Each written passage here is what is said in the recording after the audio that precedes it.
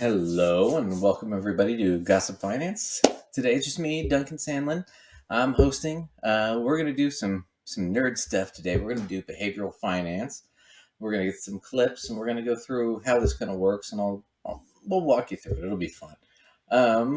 So just to give you a concept, behavioral finance, real simply put, it's a proposition that psychological influences and biases affect people's financial behaviors. They're talking mostly about investors and financial practitioners, but also how just individual people treat money or think about money based on their personal biases. It often is used to explain market anomalies, and it is one of those facets of academics anymore that's so important that the Security Exchange Commission has a whole staff devoted just to studying behavioral finance. So I'm going to go over some concepts of behavioral finance and how they work, and then we're going to look at some examples as we go along.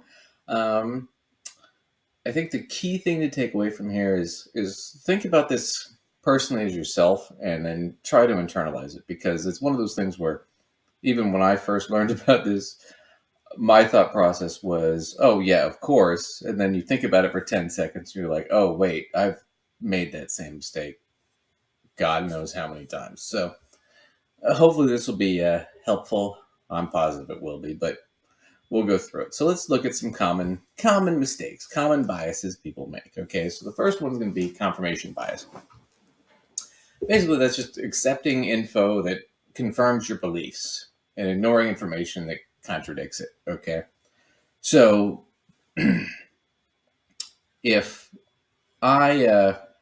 we've done this example before. If I'm a detective and I go to a crime scene and I'm convinced the butler did it, and there's no evidence of a butler or anything, I can ignore that and just go, well, yeah, but I'm positive the butler did it. And everybody could be like, well, no, I mean, the guy obviously died of a heart attack. That wasn't a murder. I'm like, but see, the butler planned it that way, and that's how we know. They could be like, well, the guy doesn't have a butler. But it was somebody else's butler. I could start spinning things, right? See, there's a tea set. Butlers serve tea. So I'm looking for evidence that confirms my opinion already, as opposed to using the actual evidence to draw a conclusion. So it's basically, you use evidence to draw a conclusion. Confirmation bias is when you've drawn the conclusion and you try to manipulate the evidence to meet your conclusion. So it's just doing things backwards. Experiential bias is not entirely dissimilar. It's when you use memories of recent events and you think about it. It's like, okay, well, this happened, so it's probably going to happen again. The 2008 housing crisis is a great example. When the market crashed, a lot of people sold, got out. They were, made that mistake, and they were scared and terrified that it was going to happen again. It was going to continue that way, and it was just going to get worse and worse and worse. Well, within a year, the market had shot back up. It was a little over a year. It was like a year and 6 months. It had gotten back to where it was. But they were so convinced it was going to go down again that people didn't get back in. And by the time they did, they lost all the gains they could have had they just stayed in the market. So just their experience taught them, don't do this, when they shouldn't have been going off of their recent experience. That's just a simple example of that. In sports, this is often considered the hot hands fallacy sometimes. So let's say I'm watching a basketball game and I have a guy, he's made 6 shots in a row. He's on fire, right? Well, the assumption is he's going to make the 7th shot, right? So if I bet $1,000 that he'll make the 7th shot, well, the past 6 shots doesn't mean he'll make the 7th. Something could change and he might miss. So you're using your experience and or recent experience especially, and trying to make an assumption about the future, which you really cannot reasonably do. The third one on this list is loss aversion. So loss aversion is just your fear of losing money over your potential gain, right? And it's what it costs is opportunity cost. So I'm so afraid if I invest $10,000 into my friend's business, then I'm going to lose that. I'm more afraid of losing that money than I am of gaining money, right?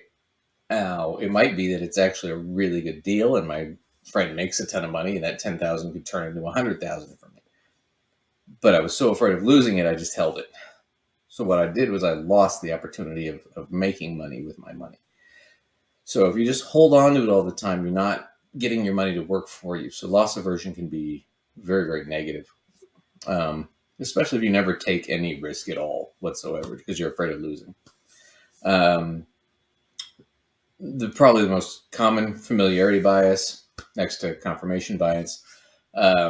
People just invest in what they know, what they trust, but this tends to lead them to a lack of being diversified, being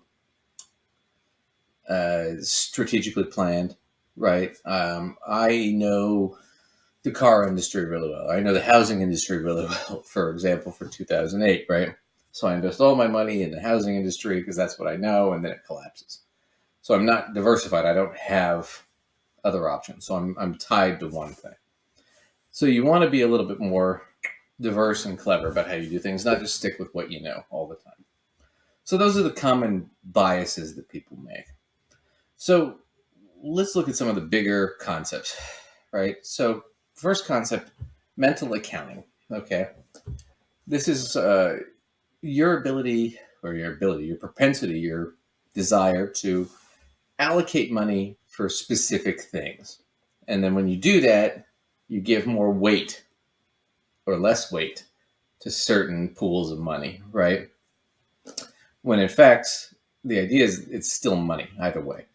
You know, $1 is $1, $100 is $100, whether it's in your savings account, in your investment account, or in a jar you hide under the bed. It's still $100. So all money is actually fungible. It's the same thing. But when you start putting certain weight to things, you start misallocating what it is. So like if I have a special savings where I save all my money in a jar, right? And I save that money, but I also have thousands of dollars in credit debt where I'm getting charged 20 plus or 25% interest on the credit debt. But I could pay it off with my savings jar, but I don't because that's special. And then the problem is I'm still getting raked at 20, 25% a year over here when I could have just gotten rid of it. That would be one. The reverse of that would be, let's say I have 20,000 in student loans, which is a low interest rate. It's like 4.5 or whatever it is percent. I think it's like 4.5. But I say, well, I don't like having the debt, and I think that that's more weighted. So I use my savings to pay that off instead of taking my savings and investing it, where I could make more money on my savings over the long run. So I've put more weight on something that logically doesn't make sense. So in the first example, I have my special savings and I hold on to it and I don't pay off my credit debt, which means I'm getting raked in interest by my credit debt every year. On the other side of that coin, I have my college loan debt and I take my savings and pay it off as opposed to investing my savings and having my savings make more money for me. So I've actually lost money in both situations just by misallocating and not understanding that they're equal. They're not different things. As far as value money goes. The other big thing is people count into their assets, and this is just how net worth works, right? Your net worth is your assets minus your liabilities, what you own versus what you owe. So if I sit there and go, well, hey, I'm a millionaire, but most of that's in my house. Well, I'm not really a millionaire in that heightened sense. I mean, I am net worth. So I have the house, I own it outright. It's worth $500,000. And then I have all this money over here in retirement savings, let's say $500,000. So I'm a millionaire. Well, half of it's in the house. So I can't spend that. So then what I have to do, I have to sell the house to get that money. And then I have to pay tax or whatever and all that. So I really wouldn't be a millionaire. And so I'm counting money that really I shouldn't be counting. So that would be a mental accounting problem, right? Where I'm equating value that's not really existence. The other big thing with investing, you'll get like, I've got two stocks, let's say. One of them did really well the last year, made a lot of money, and one lost a lot of money. And I'm trying to figure out, okay, well, I want to sell one of these to pay off something or for whatever reason, right? I need to sell one of these. Well, most people think we'll sell the one that made the most money. Well, that's wrong. You probably want to sell the one that lost money because you can get tax advantages from that. It's also probably the one you want to exchange for something else anyway at some point. So it's just a misunderstanding of it. So I'm going to start with a little clip here where we talk about just mental accounting and how it happens. And this is the Dave Ramsey Show. And they are going to, hang on. So this is the Dave Ramsey Show. And we're going to use an example here real quick of mental accounting. Jonathan, who joins us in Louisville, Kentucky. Jonathan, how can we help? Hey, good afternoon, gentlemen. How y'all doing today? We are living the dream. What's going on? Glad to hear it. Okay, so this is my situation. So I'm trying to get everything in order. I bought a house last October. The first year's coming up, so I'm trying to get everything squared away with the 15-year plan to have it paid off. But I still have a little bit of debt. I have about $8,000 that I owe on my car, and I have about $6,000 in credit card debt. So I'm thinking about just paying it all off so I can just focus on my house. And I don't know if that's a smart move or not, because I don't want to, if I needed a scapegoat for my savings, I don't want to, put myself in a twist at the end of the day. Put yourself in a twist. I like that turn of phrase, Jonathan. Well, let me start with this. Do you know the baby steps that we teach? Yes. So we teach you to first have that $1,000 starter emergency fund and then tackle the debt, then get that fully funded emergency fund, and then we move to 3B where we save for the house. So it sounds like maybe there was some things done out of order here, and that's okay. We can clean this mess up. But how much do you have in savings? About $35,000. $35,000? Yes. How much of that is your... So this is their 7-point financial plan. They have steps 1, 2, 3, 4, 5, 6, 7. This would come down to what we call familiarity bias, which we just covered, right? Familiarity bias would be, well, this has worked in the past, so it must always continue to work in the future. In fact, this plan does not work for everybody, and a lot of times it is detrimental for a lot of people. But I'm just going to give you an example, because we've already seen now an example of a behavioral finance mistake. We're using a familiarity bias to justify the situation. We know almost nothing about this guy other than he's got some money in debt with his credit cards and some money in debt with his car. We don't know what he has in his house. We don't know if he's married, single. We don't know anything about it. But we're already developing a plan. That's a familiarity bias. It's your actual emergency fund. How much do you need for 3 to 6 months of expenses? Give or take $5,000-6,000 total for your 3 to 6. I'm going to skip. The emergency fund. I'm skipping because this guy, it takes him a while to figure this out. Sorry. Jonathan, are you telling me that 3 months' expenses is $7,000 for you? Make sure that's really not 3 months. I'm sorry, about 4 to 5 months. About 4 to 5. Okay. So something's still not adding up. So you're saying your monthly expenses are about, what, $1,200? It takes a while to get to this. Mortgage and everything, to keep the lights on, feed yourself? $1,350 for the mortgage. About another, what is it about? About another $1,000 for the expenses for the house. So 2, 4, 6. Yeah, that's about right. Yeah, that's about right. $6,000-7,000. Oh, so you're saying 6 or 7 per month for expenses? Yes, per month. Yeah, okay. So I know. We need to multiply that out to Ken's times point 3 to get to 3 to 6 months of expenses. So the answer to the question is $21,000 minimum, Jonathan. That's what you're pretty much it. Which is perfect, because you just told me you've got $14,000 in debt and you need $21,000 for the emergency fund. So to me, you make the calls as soon as you're off the phone with us. You go pay off that credit card, you go pay off that car loan, which is going to free up a whole bunch of money for you to actually pay off this house in 15 years or less. Does that sound right? Gotcha. It does, yeah. Okay, and I want to make sure you're also investing 15% of your income into retirement. Have you begun that? I have, but I'm not doing 15. I'm at 10% right now, and then with the Okay, well let's take a break from that for a second. We'll go back to here. So the mental accounting. Okay. So I got it here. So this is Ken Coleman was the guy in the plaid, and George KAMEL is the other guy in the purple with the glasses.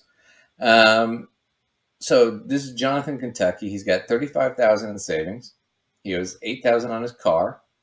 I just rough assessment. I don't know, and they didn't ask him any questions, but I'm just making a rough assessment. So let's say he owes 3 years in the car, 3.5%. It's about normal interest. So if he pays off the car normal course, he'd have paid $566 in interest over the next 3 years.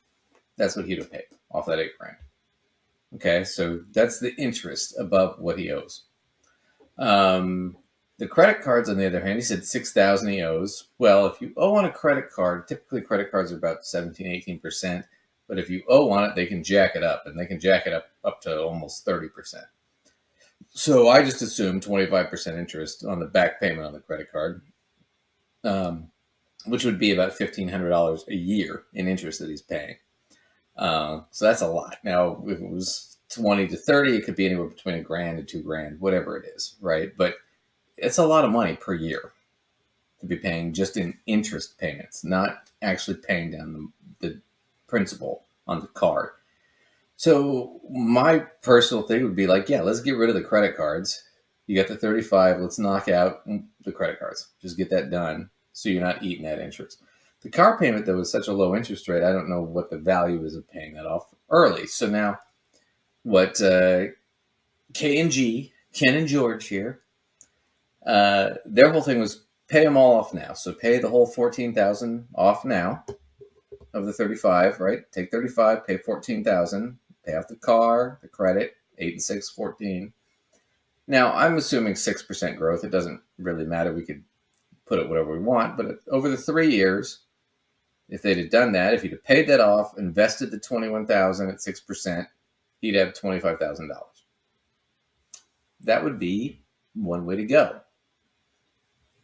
Now, me, Duncan, my whole thing is, well, I wouldn't pay off the car now. I'd pay off the credit cards now, and I'd invest the rest of this money, right? $29,000 that was left over here. And I'd invest that and then just pay off the car normal course. Yeah, you'd pay $566 in interest, but at that same 6% growth over 3 years, that $29,000 would be $34,536. Okay, so minus the $566 you paid in interest, you'd still be net roughly $34,000. You'd be close to $35,000, back to where you were. So this is the whole money is fungible thing, right?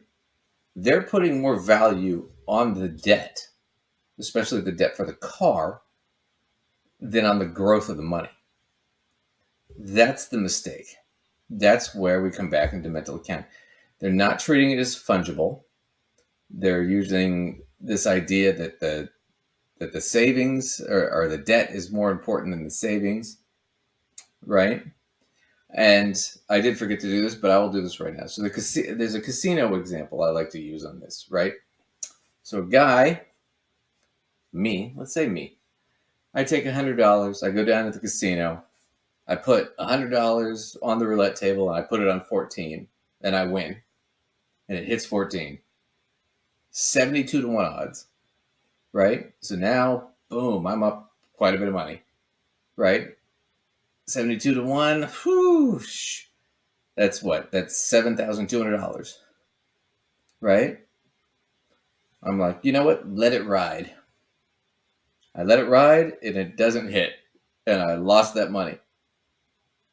And then I go back and call my friends, and they're like, well, how'd you do? I'm like, well, I went down to the casino, and I lost $100.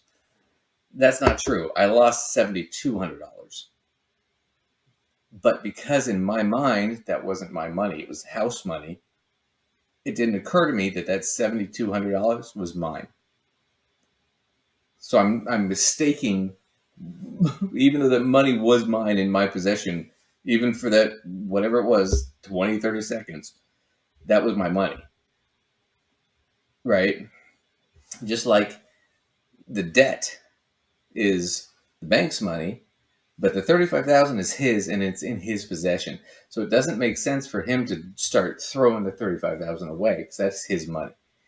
So if he pays off the debt, does that really gain him what he should be gaining?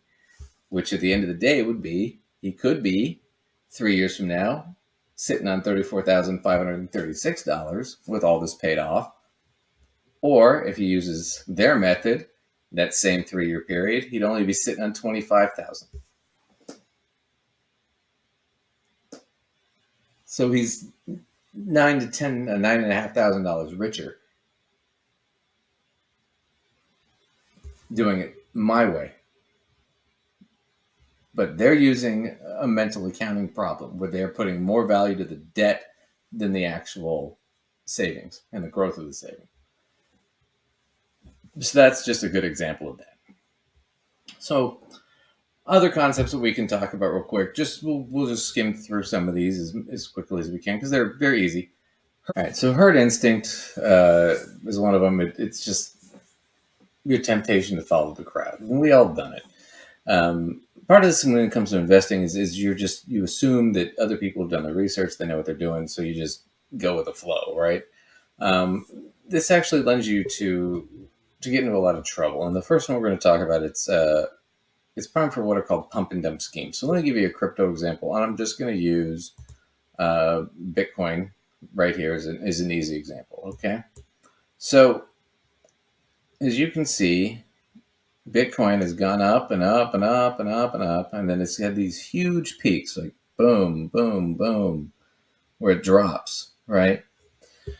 What ended up happening with a lot of these was you get these big investors, really wealthy investors, and they'd invest a lot in Bitcoin. And so what they do is they'd invest a lot, and you would see the price dramatically increase. You'd get these huge jumps. But what they do is they'd agree at some point when it hits a certain price, we're all going to sell. Right? So all the suckers come in thinking, oh, this is going way up and up and up. They're following the herd instinct, bum, bum, bum. They all bet in. But the rich people, we all know at a certain point, we're all just going to sell. And they do. And then they buy back in. And then it goes back up again. And then when it hits a certain point that they all agreed upon, they sell again. Blah, blah, blah, blah, blah. And then it goes up and down. So the individual investors are getting screwed because they're following the trend. And what happened, of course, with Bitcoin is they got away with it, a few times. As you can see from this chart, they got through it a few times. They got through with it really well, that people have started to catch on. And so now it's lost the value because people are realizing they're not getting the value for it because they're buying high and selling low constantly because they're trying to chase the trend. They're trying to chase what the rest of the herd is doing. So they're getting suckered because they're using herd mentality, and really it's artificial in this case. The other sense of herd mentality was if we're looking at, let's say, the 2008 financial crisis, right? Which is right here. We'll zoom in. Okay. So people got into this. And yeah, the financial crisis, a lot of people were buying houses they couldn't afford. There was a lot of demand to sell houses and build portfolios of mortgage bonds, things like that. What ended up happening was those collapsed, mainly because people couldn't pay the bills anymore. The whole market collapsed really badly. And because of herd mentality, a lot of people sold when the market was down, because everybody else was selling. Well, what happened was the government stepped in and built it up, and it took a while for the market to come back, and it did eventually come back, whatever it was, a year and a half later. But in the meantime, these people that all sold when it was down didn't buy back till later. And so they lost all the gains between where they sold and then where they bought back. because they were following the trend. So they were following the herd. Oh, we need to sell because it's down, and then, oh, it's back up, so now we need to buy. And so they bought high and they sold low. So that would be a herd mentality sort of situation. Just to give you guys some pointers on how that works. So that would be herd instinct. Other concepts, emotional gap. Emotional gap is just letting your emotions guide your investment decisions. You know, a lot of it comes down to primarily it's a greed or fear, where I'm greedy and I'm afraid I'm going to lose out on a big investment. But it's emotional. It's not based on whether or not there's actual value, or it's fear of, you know, if I invest the money, I'm going to potentially lose it when it might be a really safe investment. So it's just letting your emotions guide you as opposed to actual evidence. Anchoring bias. This is a good one to talk about. So anchoring bias, we've all done it. It's when you set a value on something that's based on some arbitrary benchmark or number, right? It's the difference between the actual value of the thing versus the assumed value, right? So give you a great example. I'm applying for a job, right? And the person there is going to be like, okay, let's say they're hoping to get me for $50,000 a year, right? And they say to me, okay, well, what do you think? What would your ideal salary be, right? So now we're negotiating about what my value is as an employee. Now, if I say, well, I think my value, you know, I think I should be getting about 55. Well, it's a little bit higher than what they wanted, but it's not that much higher. So they could sit there and go, well, we were thinking about 40. And we negotiate, and then maybe I get 45. So I didn't set it high enough to raise the bar from my end. Now, if I sit there and go, well, I want 100, right? Now, they might say that's too much or whatever, but they might also sit there and go, well, wait a second, 100, maybe we, the employer, the potential employer, maybe we undervalued this position. Maybe we didn't set the right goal. Right? So maybe they come back and go 75 or 80. Right? But that would be how that would work in a negotiation. On the other side of that coin, if I were the hiring person and somebody came in, I would be trying to lowball them initially and work my way up to what I was willing to pay. But if I set the price too high, if I sit there and go, oh, well, I think 70,000, when I really only think 50 was probably all I can afford or want, right? Then I've already set the bar too high. I'm not going to get what I want at that point. So I've already set the expectation. So there's an expectation of what the goal is, but it's totally arbitrary. It's not based on anything tangible or real. This also happens too with the purchase price of stock. So I've had this before, like you have the client, you get the investment, and it's $100 a share. And, you know, it's only gone up, you know, to 105 over the year. And they're all upset. And they're like, well, it only went up to 105. And I don't know what's happening. And I only made 5%. My friend made like 200%. It's like, yeah, but your friend bought it 2 years ago when it was 50. You're comparing it to your number. It was still successful. It still did well. It just didn't do as well as the other guy because the other guy bought it at a different price. So you're hinging the value of the investment or the growth of the investment based on your arbitrary, well, I only made X because I spent this and I only have this.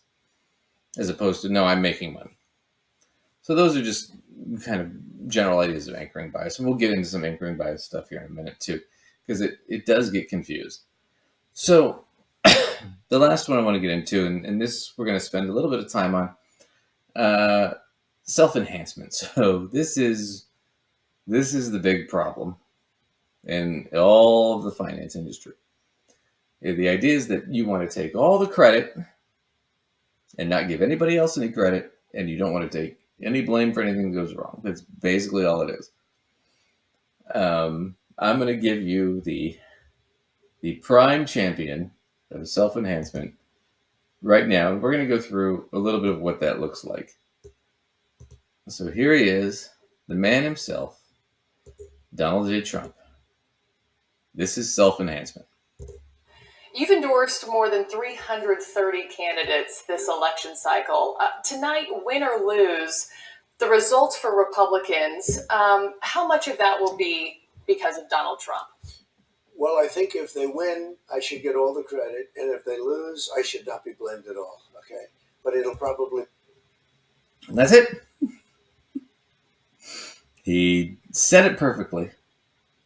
That is absolute self-enhancement. I get all the credit. I get none of the blame. So now I'm going to look at this video and we're going to go back and we're going to use some of this techniques that we learned and some of the stuff that we just talked about. And we're going to go through. This is Rachel Cruz. She's Dave Ramsey's daughter. And she's going to talk about habits of successful people, of successful millionaires. But she's going to break a lot of these rules. And I want to use this as an example for you guys going forward. So the reason these things are important is when you go back and you look at, okay, if somebody's giving me advice or I'm having a thought about something, you can sit there and go, is this a red flag or not a red flag? Does this person really know what they're talking about, or are they just bullshitting me? That's what this is. And this is, I'm going to just give you an example of somebody who's bullshitting you. Hey guys, welcome to this episode of The Rachel Cruz Show. All right, I hear a lot of people say things like, well, there's just no way I can be wealthy. There's no way I could become a millionaire. Listen, I'm a teacher or I'm a police officer. Like, there's just no way. And it's interesting because very few Americans today truly believe that they have what it takes to become wealthy. But today I'm going to show you why that's totally false. And then I'll give you some tips for how you can successfully become a millionaire. So our company, Ramsey Solutions, did the largest survey of millionaires ever with over 10,000 people that participated in this survey who have a net worth of $1 million. And here's what's so fascinating. The top 5 careers for millionaires in that study were engineer, accountant, teacher, someone in business management or a management role, and an attorney. Okay. Well, let's go back to that real quick. Oh, perfect. A management role and an attorney. Okay. So, you know, she goes from, okay, become wealthy to millionaire. All right. She's already done anchoring bias, right? Millionaire, having $1 million is the same as being wealthy. She set the arbitrary number. It's an anchoring bias right there on the $1 million figure. She's also done some weird stuff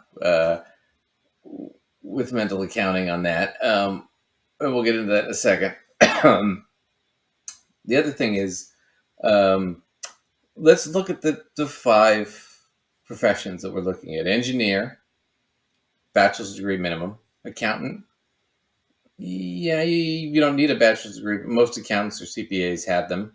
But you also have to have licensing certification. So you at least the, like associate's equivalent.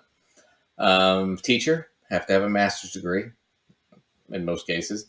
Business management generally requires a master's degree, minimum bachelor's. Attorney, you have to have a doctorate. So these are all highly educated jobs. Now, when they're talking about millionaires too, I'll get into that in just a second. Hang on. It's fascinating. It's not like, oh, some big successful, celebrity or, fill in the blank. The average person out in America, those were the top 5 careers of them having a net worth of. Those are not the average people because they have college degrees. Only about 40% of the population has college degrees. So they're the top 40% educated. So they're not average. They're above average, just definitionally. Over $1 million. And also what was found is that. So here's the deal. When she's talking about a millionaire, what she's talking about are usually couples who have a net worth of $1 million. Now, a net worth means if you take all the things they own minus what they owe, their assets minus their liabilities, they're worth $1 million. Most of those people are couples.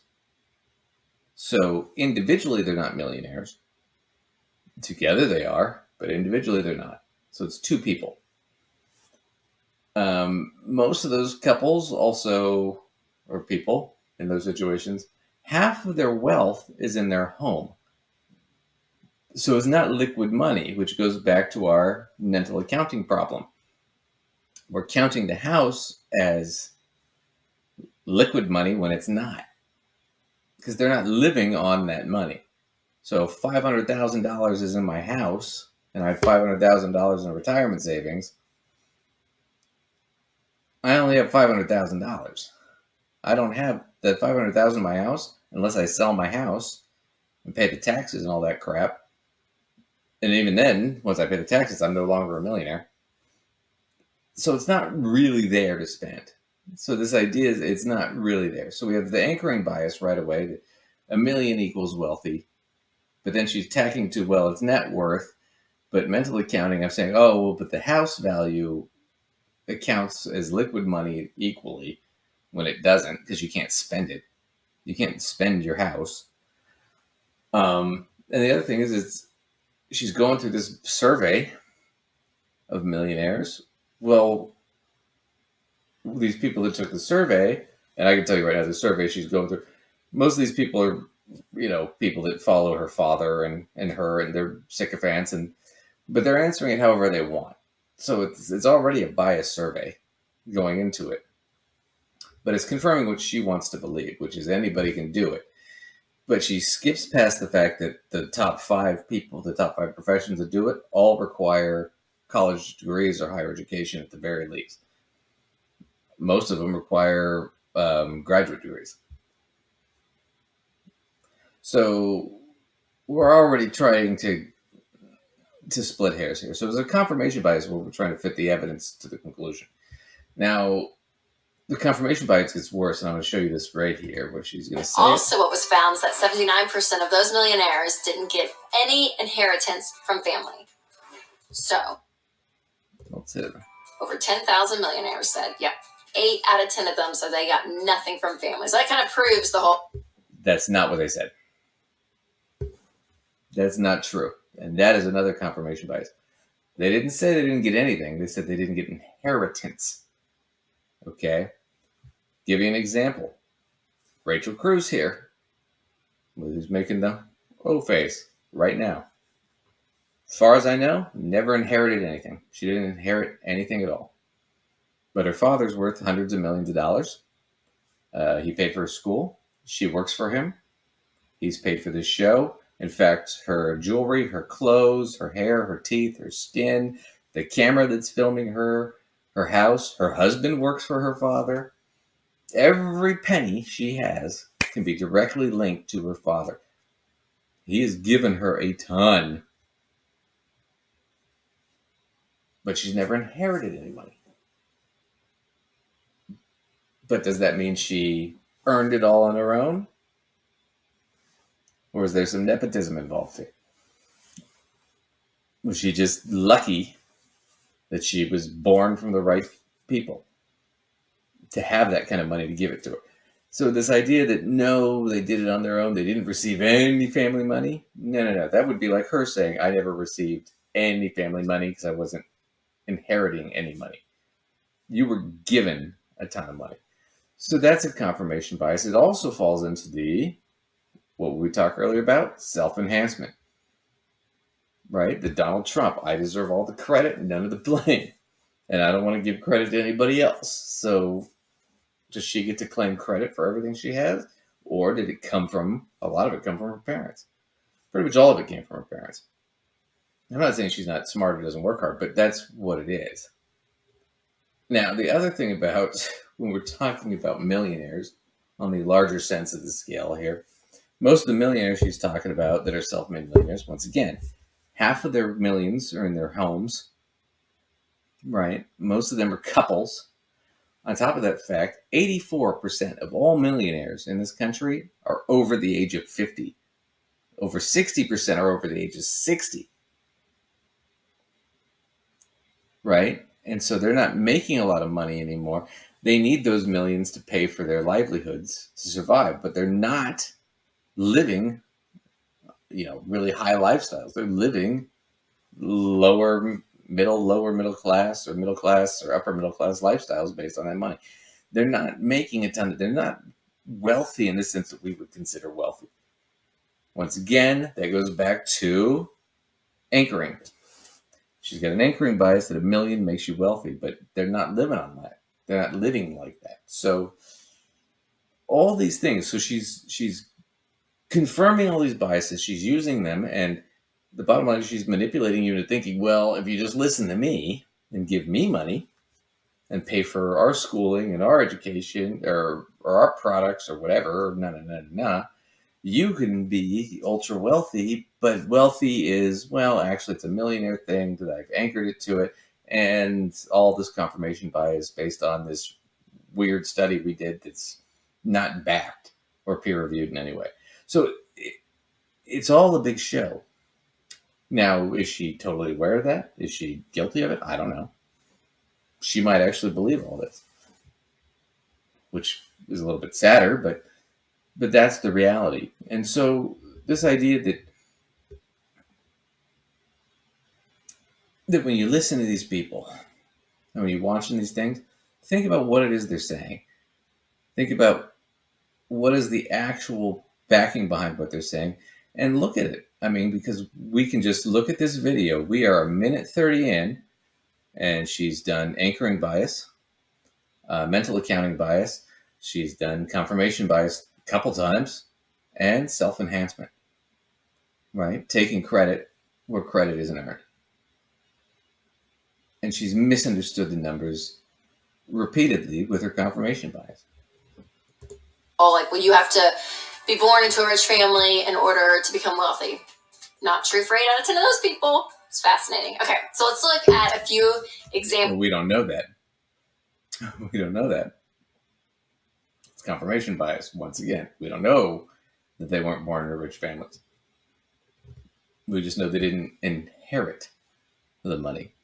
Of how anyone out there, can really retire a millionaire. So the median household income in the U.S. today is around $67,000. Yeah, it's actually 70. I mean, she kind of undercut it, but yeah. But household is singles and couples combined. Okay, that's household. The median income per person, per individual, is 54. So, but we're not going to mention that because it would throw off our confirmation bias. So let's say you invested 15% of your income into retirement vehicles like a Roth 401k or a Roth IRA starting at age 30 until the typical age of retirement around 67. That means you'll be investing $10,000 every single year. And with the annual... Okay.